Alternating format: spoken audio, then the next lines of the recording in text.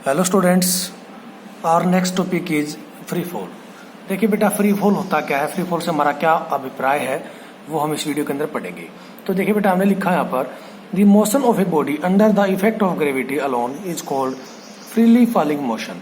कहता कि अगर कोई ऑब्जेक्ट सिर्फ और सिर्फ ग्रेविटी के प्रभाव की वजह से अर्थ की तरफ मूव करती है तो उसके मोशन को हम क्या कहेंगे, फ्रीली फॉलिंग मोशन। ठीक है। देखिए, जैसे कि फॉर एग्जांपल अगर हम एक बात करें कि जैसे आप घर की छत पर खड़े हैं और आपके हाथ में एक बॉल है, ठीक है, और उस बॉल को आप नीचे की तरफ फेंकते हैं, यानी कि उस पर जब फोर्स लगाते हैं तो उसके मोशन को हम फ्रीली फॉलिंग मोशन नहीं कहेंगे, क्योंकि उस पर हमने भी कुछ अपनी तरफ से फोर्स लगाया है। लेकिन क्या करें, अगर उसी बॉल के ऊपर से सिर्फ हम अपनी फिंगर्स को हटा लें, ठीक है, जो बॉल आप अपने हाथ में पकड़ी है छत के ऊपर खड़ा होके, तो उस बॉल के ऊपर से आप जब उंगलियां हटा लेंगे तब भी वो बॉल नीचे की तरफ मूव करती है। तो उस टाइम पर हमारे दिमाग में आना चाहिए कि अब तो हमने इसके ऊपर कोई फोर्स नहीं लगाया, सिर्फ इसके ऊपर जो फिंगर्स थी वो उन्हीं फिंगर्स को हमने हटाया है। तो ऐसा क्या है जिसकी वजह से ये अर्थ की तरफ मूव करना शुरू कर देती है? क्या है वहाँ पे? क्योंकि जो अर्थ है उसकी जो ग्रेविटी है, अर्थ की जो ग्रेविटी है, जो ग्रेविटेशनल फोर्स है, वो उस बॉल को अपनी तरफ अट्रैक्ट करता है। तो उस ग्रेविटी की वजह से, ठीक है, अर्थ के ग्रेविटेशनल फोर्स या ग्रेविटेशनल पुल की वजह से जिस भी ऑब्जेक्ट के अंदर जो मोशन प्रोड्यूस होगा उसको हम क्या कहेंगे, freely falling motion. During this motion acceleration of body is equal to acceleration due to gravity in vertically downward direction. देखिए बेटा, फ्रीली फॉलिंग मोशन के दौरान जो ऑब्जेक्ट की एक्सेलरेशन होगी वो किसके इक्वल होगी, एक्सेलरेशन ड्यू टू ग्रेविटी के इक्वल। ठीक है। और जो ग्रेविटी की वैल्यू क्या होती है हमारी, जी इज इक्वल टू 9.8 मीटर पर सेकेंड स्क्वायर। अब यहाँ पे एक वर्ड आया है वर्टिकल डाउनवर्ड डायरेक्शन। डाउनवर्ड का मतलब नीचे की तरफ, वर्टिकल की बात बताता हूँ। वैसे आपको पता होगा कि वर्टिकल और हॉरिजॉन्टल क्या होते हैं।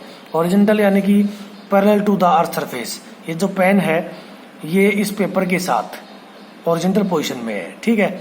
अब क्या है, ये इस पेन को अगर मैं ऐसे खड़ा कर दूं तो ये पेन इस पेपर के साथ 90 डिग्री का एंगल बना रहा है, ठीक है। तो इस पोजीशन को हम क्या कहेंगे, वर्टिकल डायरेक्शन। ठीक है बेटा। तो नीचे की तरफ कहता है कि वो क्या है, जब अपने स्टोन को या बॉल को जब आपने अपने घर की छत से ग्राउंड की तरफ छोड़ा, यानी कि जैसे आपने उसके ऊपर से फिंगर्स को रिलीज किया तो वो बॉल नीचे की तरफ चलना मूव कर देती है, ठीक है, ड्यू टू ग्रेविटेशनल पुल या ग्रेविटेशनल फोर्स ऑफ अर्थ। तो वहां पर जो मोशन प्रोड्यूस हुआ है वो क्या है, फ्रीली फॉलिंग मोशन। ठीक है बेटा। तो उस टाइम पर जो एक्सेलरेशन होगी वो किसके इक्वल होगी, 9.8 मीटर पर सेकंड स्क्वायर के इक्वल होगी, क्योंकि जो हमारी ग्रेविटी की वैल्यू होती है वो कितनी होती है, 9.8 मीटर पर सेकंड स्क्वायर। ठीक है। चलिए इसको एक एग्जांपल्स की हेल्प से समझते हैं। एक एग्जांपल लिया हमने यहाँ पर, if A ball is throne up with initial velocity you. कहता है कि मान लीजिए आपके पास कोई बॉल है, ठीक है, ये हमने मान लिया कोई बॉल है हमारे पास। इस बॉल को हमने अपवर्ड डायरेक्शन के अंदर किसी इनिशियल वेलोसिटी यू से फेंका है। Then up to what maximum height it will rise. तो कहता है कि वो कितनी मैक्सिमम हाइट तक जाएगा। मान लीजिए वो बॉल यहां तक पहुंचेगी, तो यहां तक, इस बॉल से यहां तक की जो हाइट है उसको हमने कह दिया एच मैक्सिमम, यानी कि वो मैक्सिमम हाइट है ये जहां तक वो बॉल जाएगी। जब वो बॉल इस पोजीशन पर पहुंचेगी तो उसकी वेलोसिटी क्या हो जाएगी, 0, यानी कि उस बॉल की फाइनल वेलोसिटी क्या हो जाएगी यहाँ पर, 0। ठीक है। तो देखिए आपको दो चीजें दे दी गई बेटा, उस ऑब्जेक्ट की इनिशियल वेलोसिटी और फाइनल वेलोसिटी। क्योंकि मैक्सिमम हाइट पर पहुंचने का मतलब क्या है कि बॉल एक मोमेंट के लिए, कुछ मोमेंट के लिए वहां पर रुकेगी, तो उस टाइम पर उसकी वेलोसिटी क्या हो जाएगी, 0। अब सोचने वाली बात है कि जब हमने बॉल को ऊपर की तरफ फेंका था बेटा, तो ऐसी क्या चीज थी कि उसकी वेलोसिटी धीरे धीरे डिक्रीज होती चली गई और एक हाइट पर जाके बिल्कुल 0 हो गई। क्या थी वो, अर्थ का ग्रेविटेशनल फोर्स या अर्थ की ग्रेविटी। ठीक है। अर्थ की ग्रेविटी की वजह से ही या अर्थ के ग्रेविटेशनल फोर्स की वजह से ही वो बॉल एक हाइट तक राइज होगी, एक हाइट तक उठेगी और उसके बाद एक मोमेंट के लिए स्टॉप होगी, रुकेगी और फिर वापस डाउनवर्ड डायरेक्शन के अंदर मूव करना शुरू कर देगी। ठीक है। तो यहाँ पर क्या हो रहा है, इसका मतलब उसकी वेलोसिटी डिक्रीज हो रही है, इसका मतलब वहां पर एक नेगेटिव एक्सेलरेशन प्रोड्यूस हो रही है। ठीक है। कैसे एक्सेलरेशन प्रोड्यूस हो रही है, नेगेटिव एक्सेलरेशन, जिसको आप डी एक्सेलरेशन या रिटार्डेशन भी कह सकते हैं। तो हम यहाँ पर लिखेंगे गिवन दैट, क्या दिया गया आपको,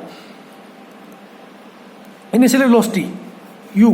ठीक है। इनिशियल वेलोसिटी किसके इक्वल है, u के इक्वल ही है। ठीक है। u इनिशियल वेलोसिटी को हम आमतौर पर u से रिप्रेजेंट करते हैं और हमने क्या माना है कि जो बॉल है उसकी इनिशियल वेलोसिटी कितनी है, u। फाइनल वेलोसिटी कितनी है बेटा यहाँ पर, 0। और एक्सेलरेशन किसके इक्वल है, माइनस जी के, यानी कि उसकी वेलोसिटी क्या हो रही है, डिक्रीज हो रही है, तो नेगेटिव एक्सेलरेशन हो रही है। ठीक है, तो इसलिए हमने क्या लगाया बेटा, माइनस, यानी कि बॉल ऊपर की तरफ जा रही है, जो ग्रेविटेशनल फोर्स है, पुल है, वो उसको नीचे की तरफ खींच रहा है।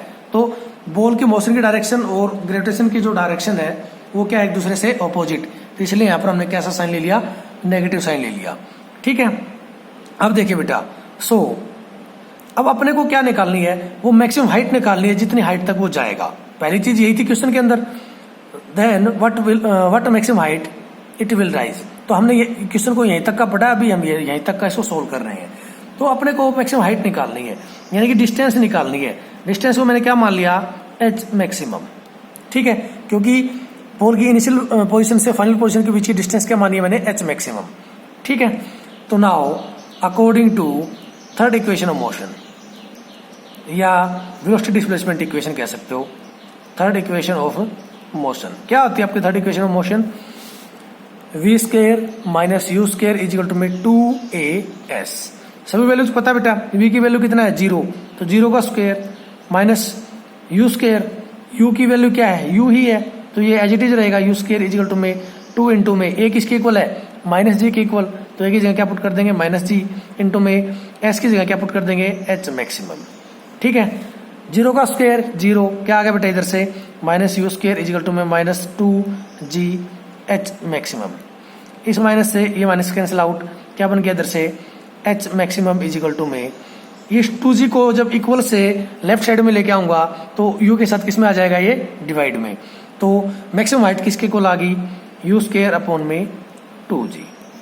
ठीक है, ये अपनी क्या आ गई, वो मैक्सिमम हाइट जिस हाइट तक वो बॉल राइज होगी, किसके को आई है, यू स्क्वायर अपॉन में 2g के equal.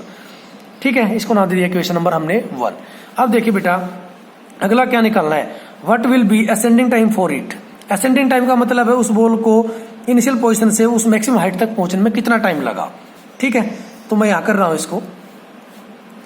Now from first equation of motion, इसकी हेल्प से हम क्या निकाल सकते हैं, time. First equation of motion क्या थी आपकी, first equation of motion, v minus u is equal to में at, v minus u is equal to में at। v की जगह वैल्यूज पुट करो, क्या थी, v की जगह 0, u की जगह u है ही। ठीक है, यहाँ पर लिखी गई है सारी की सारी वैल्यूज। ओके, a की जगह क्या पुट करेंगे, माइनस जी इंटू में t। ठीक है, अब 0 माइनस यू यानी कि minus u is equal to में माइनस जी इंटू में t, माइनस से माइनस कैंसिल आउट, क्या होगा बेटा, देयरफॉर t इज इक्वल टू में u अपॉन g। ठीक है, तो टाइम कितना आ गया अब हमारा, u बाई जी के इक्वल, इसको कह दिया हमने इक्वेशन नंबर 2। अगला क्या पूछा है, and after what time it will get return back to thrower. तो कहता है कि और बताइए कि वो वापस फेंकने वाले तक कितने टाइम में पहुंचेगी। देखो उस बॉल को अर्थ से उस हाइट तक पहुंचने में कितना टाइम लगा, u बाई जी। तो देखो यहाँ क्या था बेटा, उसको ग्रेविटी ही उसको रोक रही थी, तो अब ग्रेविटी की वजह से वो नीचे की तरफ आएगा, तो जितना टाइम इसको यहाँ से यहाँ पहुंचने में लगा उतना ही वापस आने में लगेगा। जितना टाइम उस बॉल को ग्राउंड से उस हाइट तक पहुंचने में लगा है उतना ही उस हाइट से वापस ग्राउंड तक पहुंचने में लगेगा। क्यों, क्योंकि सिर्फ ग्रेविटेशनल फोर्स ही था जिसने जब वो ऊपर की तरफ जा रहा था तो उसकी वेलोसिटी को डिक्रीज किया था, और जब वो वापस आएगा तो उसकी वेलोसिटी को इंक्रीज करेगा। तो अगर आपसे मल्टीपल चॉइस क्वेश्चन होता तो हम डायरेक्ट लिख देते u बाई जी प्लस में u बाई जी, यानी कि 2u बाई जी के इक्वल, सिंपली कह सकते थे हम। ठीक है, लेकिन अभी अगर थ्योरेटिकल क्वेश्चन है तो आपको लिखना पड़ेगा पूरा। इधर लिख देता हूं मैं, व्हेन बॉल गेट रिटर्न